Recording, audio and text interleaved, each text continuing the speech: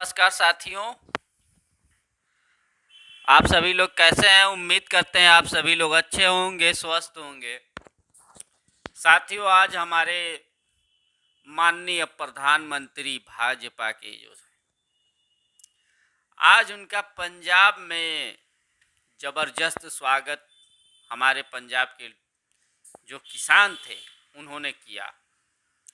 70,000 कुर्सियां मंगवाई गई थी, जिसमें से उस वहाँ पहुँचे हैं 700 लोग। और हमारे माननीय प्रधानमंत्री जी कह रहे हैं वहाँ से वापस आ गए और वहाँ किसानों ने उनका रास्ता रोक दिया था और उन्होंने एयरपोर्ट पे कहा कि अपने सीएम साहब से धन्यवाद कहना कि मेरी जान बच गई।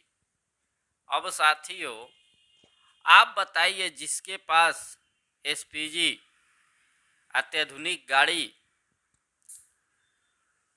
पूरी सुरक्षा व्यवस्था होने के बाद भी अगर वो ऐसी बातें करें तो ये तो नागवार लगती है।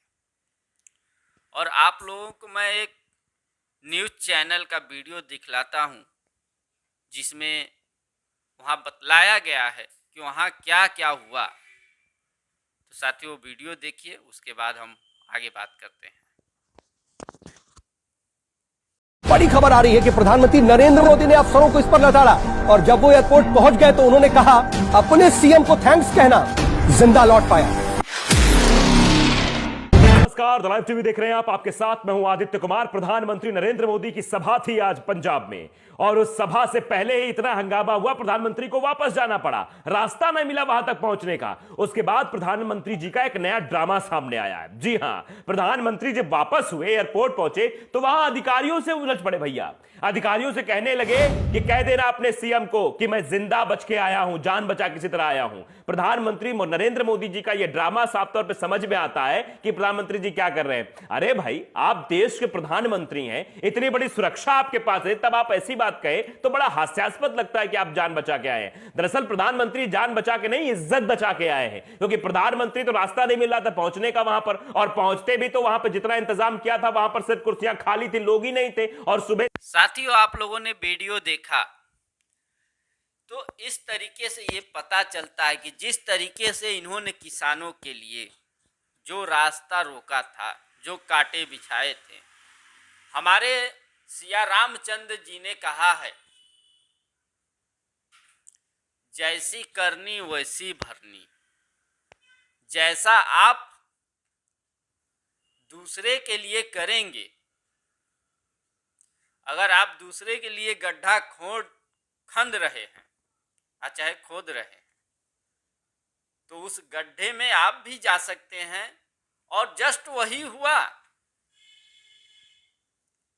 आप लोगों ने देखा था जो हमारे भारत के किसान थे, 1 साल से ज्यादा संघर्ष सड़कों पर किया और हमारे देश के माननीय प्रधानमंत्री जी को एक शब्द किसानों के लिए नहीं निकला, न संसद में निकला और न ही जब उन्होंने टीवी पर आकर कहा कि उनको संबोधन किया तो कुछ किसान कहकर संबोधन किया, भारतीय नहीं कहा। क्यों साथियों? क्यों हमारे भारत के नहीं है? तो जब वो दिल्ली जा रहे थे तो रास्ते में किस तरीके से कील गाड़ा गया था, किस तरीके से कटीले तार लपेटे गए थे, तमाम व्यवस्था की गई थी किसानों को रोकने के लिए। तो कहावत सच होती नजर आ रही है सिया रामचंद्र जी की का कि जैसा करोगे वैसा ही भरोगे। जिस नपने से आप किसी को नापोगे उसी नपने से आप नापे जाओगे।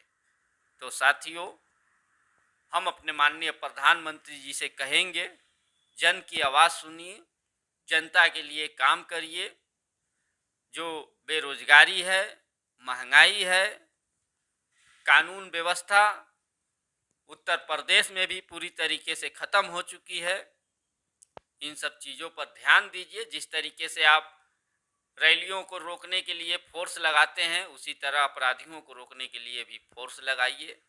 और अपराध पर नियंत्रण करिए, और जो आपके मंत्री हैं, अपराधी छवि है, उनके ऊपर भी कार्रवाई करिए और उनको बर्खास्त करिए।